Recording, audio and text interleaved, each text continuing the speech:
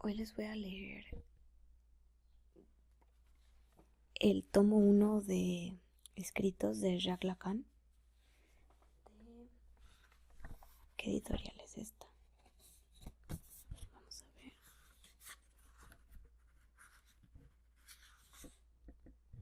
De siglo XXI. Y bueno, esto porque me interesa el psicoanálisis, aunque no sé nada, porque no es mi profesión. Pero bueno, últimamente me he estado metiendo un poquito en esto y voy a leer el capítulo 1 porque me parece tan denso que puede ser soporífero, así es que espero que alguno se relaje. Muy bien, el tomo empieza con el seminario sobre la carta robada. Y no sé alemán, pero bueno, voy a intentar leer las palabras alemanas que Lacan incluye, así es que empieza así. Und wenn es uns glückt und wenn es sich schickt, so sind es Gedanken. Que quiere decir, y si suerte tenemos, y si nos peta bien, pues serán pensamientos. Es de Goethe, de Fausto. Nuestra investigación nos ha llevado al punto de reconocer que el automatismo de repetición, Wiederholungszwang, toma su principio en lo que hemos llamado la insistencia de la cadena significante. Esta noción, a su vez, la hemos puesto de manifiesto como correlativa de la existencia, o sea, el lugar excéntrico, donde debemos situar al sujeto del inconsciente, si hemos de tomar en serio el descubrimiento de Freud. Como es sabido, es en la experiencia inaugurada por el psicoanálisis donde puede captarse por qué sesgo de lo imaginario viene a ejercerse hasta lo más íntimo del organismo humano ese asimiento de lo simbólico. La enseñanza de este seminario está hecha para sostener que estas incidencias imaginarias, lejos de representar lo esencial de nuestra experiencia, no entregan de ellas sino algo inconsciente, a menos que se las refiera a la cadena simbólica que las conecta y las orienta. Sin duda sabemos la importancia de las impregnaciones imaginarias, el Prägung, en esas parcializaciones de la alternancia simbólica que dan a la cadena significante su andadura. Pero afirmamos que es la ley propia de esa cadena lo que rige los efectos psicoanalíticos determinantes para el sujeto, tales como la preclusión, Vorklusion, el Verwerfung, la represión, Verdrängung, la denegación, Verneinung misma, precisando con el acento que conviene que esos efectos siguen tan fielmente el desplazamiento, el Entstellung, del significante que los factores imaginarios, a pesar de su inercia, solo hacen en ellos el papel de sombras y de reflejos. Y aún ese acento se prodigaría en vano si no sirviese a los ojos de ustedes sino para abstraer una forma general de fenómenos, cuya particularidad en nuestra experiencia seguiría siendo para ustedes lo esencial, y cuyo carácter originalmente compuesto no se rompería sin artificio. Por eso hemos pensado ilustrar para ustedes hoy la verdad que se desprende del momento del pensamiento freudiano que estudiamos, a saber, qué es el orden simbólico el que es, para el sujeto, constituyente, demostrándoles en una historia la determinación fundamental que el sujeto recibe del recorrido de un significante. Es esta verdad, observémoslo, la que hace posible la existencia misma de la ficción. Desde ese momento, una fábula es tan propia como otra historia para sacarla a la luz, a reserva de pasar en ella la prueba de su coherencia.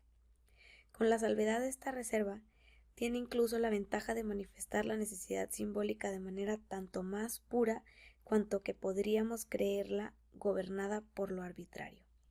Por eso, sin ir más lejos, hemos tomado nuestro ejemplo en la historia misma donde se inserta la dialéctica referente al juego de par o impar, del que muy recientemente sacamos provecho.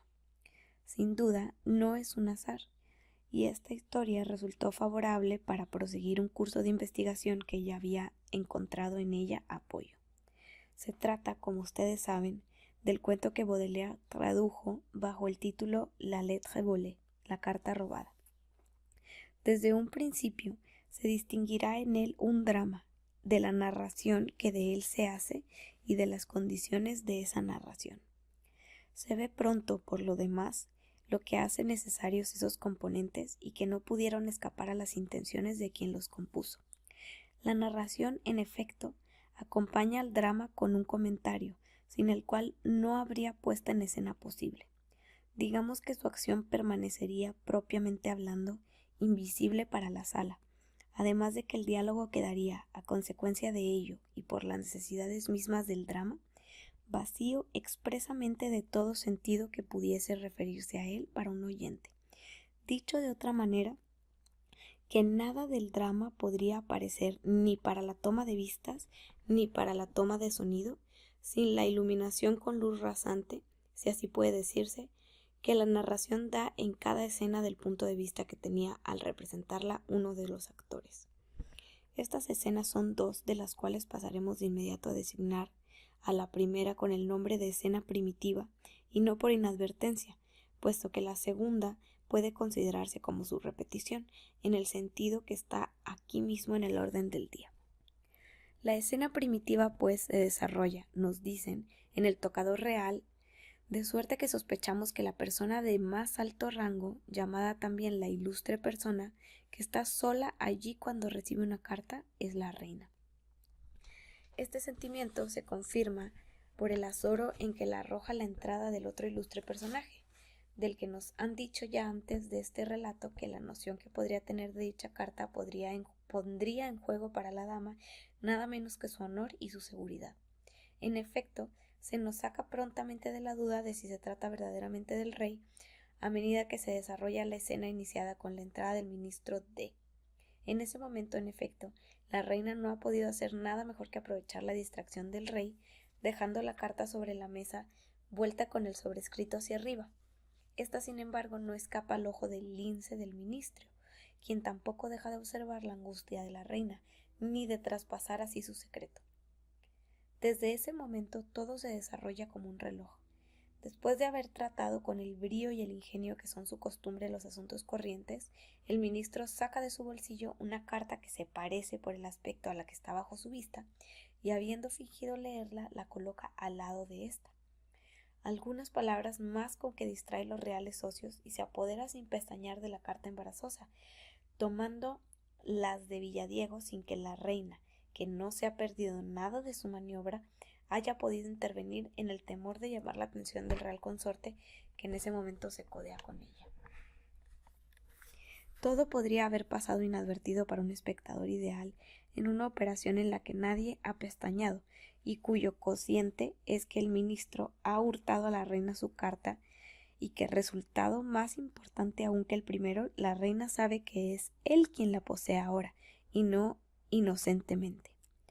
Un resto que ningún analista descuidará, adiestrado como está a retener todo lo que hay de significante, sin que por ello sepa siempre en qué utilizarlo. La carta dejada por el ministro y que la mano de la reina puede ahora estrujar en forma de bola. Segunda escena, en el despacho del ministro.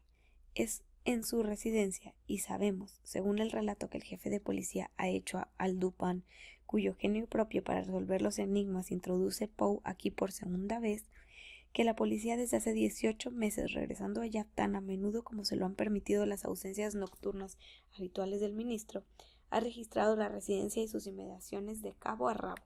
En vano, a pesar de que todo el mundo puede deducir de la situación que el ministro conserve esa carta a su alcance.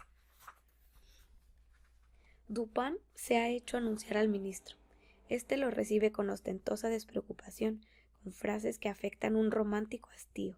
Sin embargo, Dupin, a quien no engaña esa finta, con sus ojos protegidos por verdes gafas, inspecciona las dependencias. Cuando su mirada cae sobre un billete muy maltratado que parece abandonado en el receptáculo de un pobre portacartas de cartón que cuelga, reteniendo la mirada con algún brillo barato, en plena mitad de la campana de la chimenea, sabe ya que se trata de lo que está buscando. Su convicción queda reforzada por los detalles mismos que parecen hechos para contrariar las señas que tiene de la carta robada, con la salvedad del formato que concuerda. Entonces solo tiene que retirarse después de haber olvidado su tabaquera en la mesa, para regresar a buscarla el día siguiente, armado de una contrahechura que simula el presente aspecto de la carta. Un incidente de la calle, Preparado para el momento adecuado, llama la atención del ministro hacia la ventana, y Dupin aprovecha para apoderarse a su vez de la carta sustituyéndole su simulacro. Solo le falta salvar ante el ministro las apariencias de una despedida normal. Aquí también todo ha sucedido, si no sin ruido, por lo menos sin estruendo. El cociente de la operación es que el ministro no tiene ya la carta, pero él no lo sabe, lejos de sospechar que es Dupin quien se la hurtó. Además, lo que le queda entre manos está aquí muy lejos de ser insignificante para lo que vendrá después. Volveremos a hablar más tarde de lo que llevó a Dupin a dar un texto a la carta ficticia. Sea como sea, el ministro, cuando quiera utilizarla, podrá leer en ella estas palabras trazadas para que las reconozca como de la mano de Dupin. Un Dasein si funeste, s'il n'est digne d'attrait, es digne de Tieste. Un designio tan funesto, si no es digno de Atreo, es digno de Tiesto. Que Dupin nos indica que provienen de la Atrea de Crébillon. Será preciso que subrayemos que estas dos acciones son semejantes, si pues la similitud a la que apuntamos no está hecha de la simple reunión de rasgos escogidos con el único fin de emparejar su diferencia, y no bastaría con retener esos rasgos de semejanza a expensas de los otros para que resultara de ello una verdad cualquiera. Es la intersubjetividad en la que las dos acciones se motivan lo que queremos señalar, y los tres términos con los que la estructura. El privilegio de estos se juzga en el hecho de que corresponden a la vez a los tres tiempos lógicos por los cuales la decisión se precipita, y a los tres lugares que asigna a los sujetos a los que divide. Esta decisión se concluye en el momento de una mirada, pues las maniobras que siguen, si bien se prolongan en ellas hurtadillas, no le añaden nada, como tampoco su dilación de oportunidad en la segunda escena rompe la unidad de este momento. Esta mirada supone otras dos, a las que reúne en una visión de la apertura, dejada en su falaz complementariedad, para anticiparse en ella a la rapiña ofrecida en esa descubierta. Así pues, tres tiempos que ordenan tres miradas, soportadas por tres sujetos, encarnados cada vez por personas diferentes. El primero es de una mirada que no ve nada, es el rey y es la policía. El segundo, de una mirada que ve que la primera no ve nada, y se engaña creyendo ver cubierto por ello lo que esconde, es la reina, después es el ministro. El tercero, que de esas dos miradas ve que dejan lo que ha de esconderse, ha descubierto para quien apoderarse de ello, es el ministro y es finalmente Dupin. Para hacer captar en su unidad el complejo intersubjetivo así descrito, le buscaríamos gustosos un patrocinio en la técnica legendariamente atribuida al avestruz para ponerse al abrigo de los peligros, pues ésta merecería por fin ser calificada de política, repartiéndose así entre tres participantes, el segundo de los cuales se creería revestido de invisibilidad por el hecho de que el primero tendría su cabeza hundida en la arena, a la vez que dejaría a un tercero desplumarle tranquilamente el trasero. Bastaría con que, enriqueciendo con una letra, en francés, su denominación proverbial, hiciéramos de la politique de l'autruche, la política del avestruz, la politique de l'autruche, de autrui, de prójimo, para que en sí misma al fin encuentre un nuevo sentido para siempre. Dado así el módulo intersubjetivo de la acción que se repite, falta reconocer en él un automatismo de repetición en el sentido que nos interesa en el texto de Freud. La pluralidad de los sujetos, naturalmente, no puede ser una objeción para todos los que están avesados desde hace tiempo en las perspectivas que resume nuestra fórmula. El inconsciente es el discurso del otro. Y no habremos de recordar ahora lo que le añade la noción de la inmisión de los sujetos, introducida antaño por nosotros al retomar el análisis del sueño de la inyección de Irma. Lo que nos interesa hoy es la manera en que los sujetos se relevan en su desplazamiento en el transcurso de la repetición intersubjetiva. Veremos que su desplazamiento está determinado por el lugar que viene a ocupar el puro significante que es la carta robada en su trío, y es esto lo que para nosotros lo confirmará como automatismo de repetición. No parece estar de más, sin embargo, antes de adentrarnos en esa vía, preguntar si la mira del cuento y el interés que tomamos en él, en la medida en que coincidan, no se hallan en otro lugar. Podemos considerar como una simple racionalización, según nuestro rudo lenguaje, el hecho de que la historia nos sea contada como un enigma policíaco? En verdad tendríamos derecho a estimar que este hecho es poco seguro, observando que todo aquello en que se motiva semejante enigma a partir de un crimen o de un delito, a saber, su naturaleza y sus móviles, sus instrumentos y su ejecución, el procedimiento para descubrir a su autor y el camino para hacerlo convicto, está aquí cuidadosamente eliminado desde el comienzo de cada peripecia. El dolo, en efecto, es conocido desde el principio tan claramente como los manejos del culpable y sus efectos sobre su víctima. El problema, cuando nos es expuesto, se limita a la búsqueda con fines de restitución del objeto en que consiste ese dolo, y parece sin duda intencional que su solución haya sido obtenida ya cuando nos lo explican. Es por eso por lo que se nos mantiene en suspenso. En efecto, sea cual sea el crédito que pueda darse a la convención de un género para suscitar un interés específico en el lector, no olvidemos que el Dupin, que aquí es el segundo en aparecer, es un prototipo, y que, por no recibir su género sino del primero, es un poco pronto para que el autor juegue sobre una convención.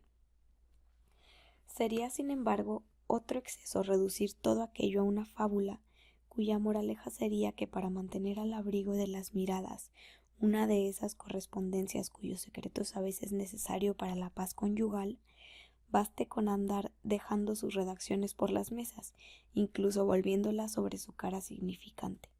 Es este un engaño que nosotros, por nuestra parte, no recomendaríamos a nadie ensayar, por temor de que quedase decepcionado si confiase en él. No habría pues aquí otro enigma sino, del lado del jefe de la policía, una incapacidad en el principio de un fracaso, salvo tal vez del lado de Dupin cierta discordancia que confesamos de mala gana entre las observaciones sin duda muy penetrantes, aunque no siempre absolutamente pertinentes en su generalidad, con que nos introduce a su método y la manera en que efectivamente interviene. De llevar un poco lejos ese sentimiento de polvo en los ojos, pronto llegaríamos a preguntarnos si, desde la escena inaugural, que solo la calidad de los protagonistas salva del vodevil, hasta la caída en el ridículo que parece en la conclusión prometida al ministro, no es el hecho de que todo el mundo se ha burlado lo que constituye aquí nuestro placer. Y nos veríamos tanto más inclinados a admitirlo, cuanto que encontraríamos en ello, junto con aquellos que aquí nos leen, la definición que dimos en algún lugar de pasada del héroe moderno, que ilustran hazañas irrisorias en una situación de extravío. Pero no nos dejamos ganar nosotros mismos por la prestancia del detective aficionado, prototipo de un nuevo Matamoros, todavía preservado de la insipidez del Superman contemporáneo.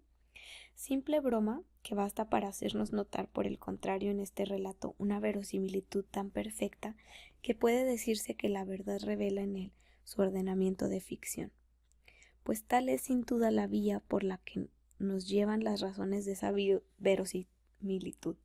Si entramos para empezar en su procedimiento, percibimos en efecto un nuevo drama al que llamaremos complementario del primero, por el hecho de que este era lo que suele llamarse un drama sin palabras, mientras que es sobre las propiedades del discurso sobre lo que juega el interés del segundo.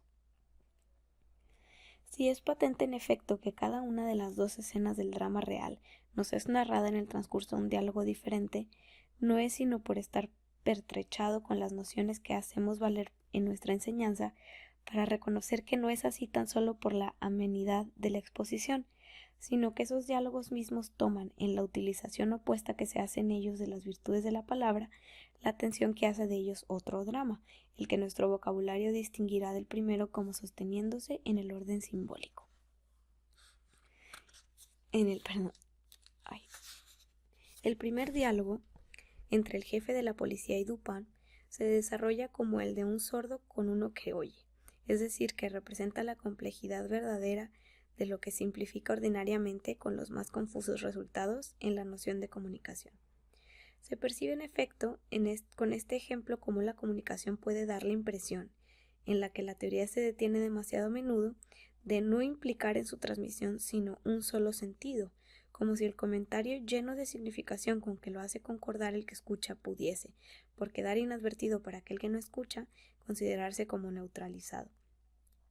Queda el hecho de que, de no retener sino el sentido de relación de hechos de diálogo, parece que su verosimilitud juega con la garantía de la exactitud, pero resulta entonces más fértil de lo que parece al demostrar su procedimiento. ¿Cómo vamos a verlo limitándonos al relato de nuestra primera escena? Pues el doble e incluso el triple filtro subjetivo bajo el cual nos llega, narración por el amigo y pariente de Dupin, al que llamamos desde ahora el narrador general de la historia, del relato por medio del cual el jefe de la policía da a conocer a Dupin la relación que le hace de él la reina, no es aquí únicamente la consecuencia de un arreglo fortuito. Si en efecto el extremo al que se ve llevada la narradora original excluye que haya alterado los acontecimientos, haríamos mal en creer que el jefe de la policía esté habilitado aquí para prestarle su voz únicamente por la falta de imaginación de la que posee, por decirlo así, la patente. El hecho de que el mensaje sea retransmitido así nos asegura de algo que no es absolutamente obvio, a saber, que pertenece indudablemente a la dimensión del lenguaje.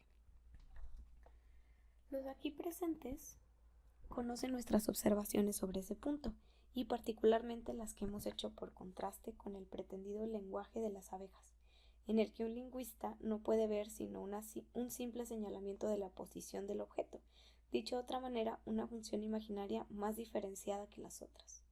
Subrayamos aquí que semejante forma de comunicación no está ausente en el hombre, por muy evanescente que sea para él el objeto en cuanto a su dato natural, debido a la desintegración que sufre a causa del uso del símbolo.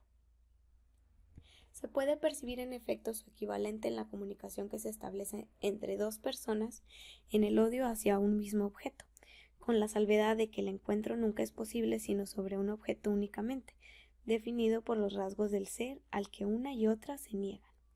Pero semejante comunicación no es transmisible bajo la forma simbólica, solo se sostiene en la relación con ese objeto. Así puede reunir a un número indefinido de sujetos en un mismo ideal.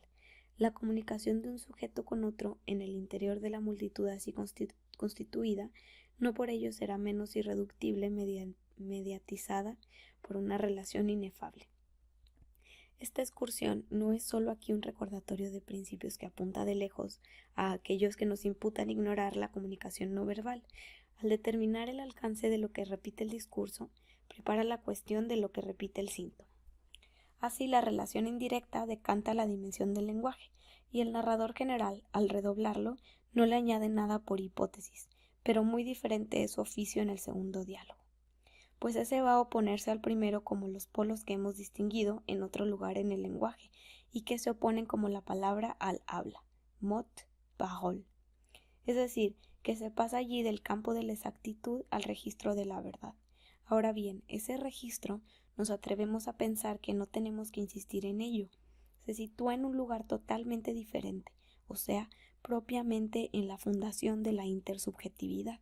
Se sitúa allí donde el sujeto no puede captar nada sino la subjetividad misma que constituye un otro en absoluto. Nos contentaremos, para indicar aquí su lugar, con evocar el diálogo que nos parece merecer su atribución de historia judía, por el despojo en que aparece la relación del significante con la palabra, en la adjuración en que viene a culminar. ¿Por qué me mientes?, se oye exclamar en él sin aliento. Sí, ¿por qué me mientes diciéndome que vas a Cracovia para que yo crea que vas a Lemberg, porque en realidad es a Cracovia a donde vas? Es una pregunta semejante que impondría a nuestro espíritu la precipitación de aporías, de enigmas erísticos, de paradojas, incluso de bromas, la que se nos presenta a modo de introducción al método de Dupin, si no fuese porque al sernos entregada con una confidencia por alguien que se presenta como discípulo, le queda agregada alguna virtud por esa delegación.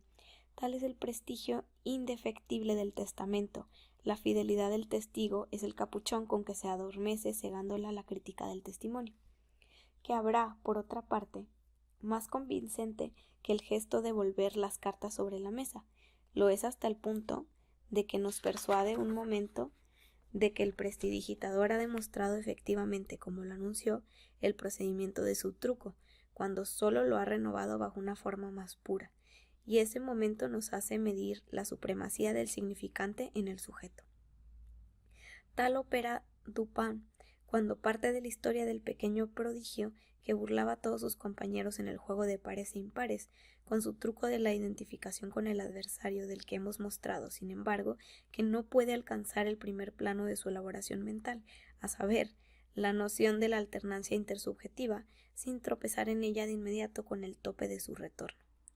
No se deja por ello de echarnos encima, para impresionarnos, los nombres de La Rochefoucauld, de La Bruyère, de Maquiavelo y de Campanella, cuya fama ya no parecería sino fútil junto a la proeza infantil. Y pasamos sin pestañear a Chamfort, cuya fórmula puede uno apostar que toda idea pública, toda convención aceptada es una tontería, puesto que han convenido al mayor número. Contentará sin duda a todos los que piensan escapar a su ley, es decir, precisamente al mayor número. Que Dupin tilde de trampa la aplicación por los franceses de la palabra análisis al álgebra es algo que no tiene la menor probabilidad de herir nuestro orgullo, cuando por añadidura la liberación del término para otros fines no tiene nada que impida a un psicoanalista sentirse en situación de hacer valer en ella sus derechos, y ya lo tenemos entregado a observaciones filológicas como para colmar de gusto a los enamorados del latín, si les recuerda sin dignarse entrar en mayores detalles que ambitus no significa ambición, religio, religión, homines honesti, las gentes honestas. ¿Quién de ustedes no se complacería en recordar qué es rodeo, lazo sagrado, la gente bien, lo que quieren decir estas palabras para cualquiera que practique a Cicerón y a Lucrecio? Sin duda Poe se divierte. Pero nos asalta una duda. Ese despliegue de erudición no está destinado a hacernos entender las palabras clave de nuestro drama. No repite el prestidigitador ante nosotros su truco, sin fingirnos esta vez que nos entrega su secreto, sino llevando aquí su desafío hasta esclarecérnoslo realmente sin que nos demos cuenta de nada. Sería este, sin duda, el colmo que podría alcanzar el ilusionista, hacer que de un ser de su ficción nos engañe verdaderamente. Y no son efectos tales los que justifican que hablemos, sin buscar malicia en ello, de innúmeros héroes imaginarios como de personajes reales.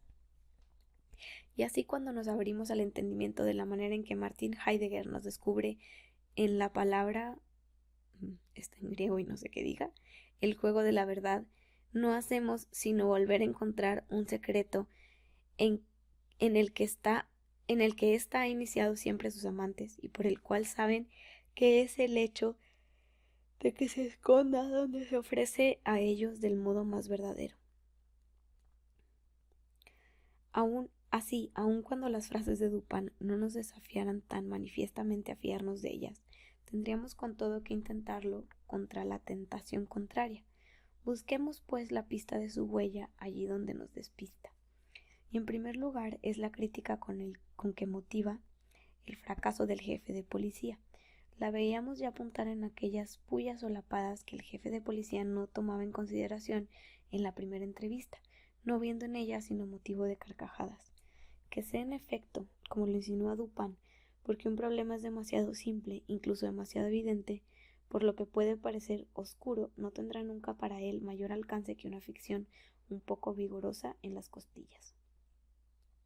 Todo está hecho para inducirnos a la noción de la imbecilidad del personaje, y se la articula poderosamente por el hecho de que él y sus acólitos no llegarán nunca a concebir para esconder un objeto nada que supere lo que puede imaginar un pillo ordinario, es decir, precisamente la serie demasiado conocida de los escondites extraordinarios a los que se nos hace pasar revista desde los cajones disimulados del secreter hasta la tapa desmontada de la mesa, desde los acolchados descosidos de los asientos hasta sus patas ahuecadas, desde el reverso del azogue de los espejos hasta el espesor de la encuadernación de los libros. Y acto seguido menudean los sarcasmos sobre el error que el jefe de la policía comete al deducir del hecho de que el ministro sea poeta que no le falta mucho para estar loco. Error, se arguye, que no constituiría, pero no es poco decir, sino en una falsa distribución del término medio, pues está lejos de resultar del hecho del que todos los locos sean poetas. Muy bien, pues voy a dejar hasta ahí esta lectura. Espero que les haya gustado, que les haya relajado un poco y nos vemos en una lectura futura. Adiós.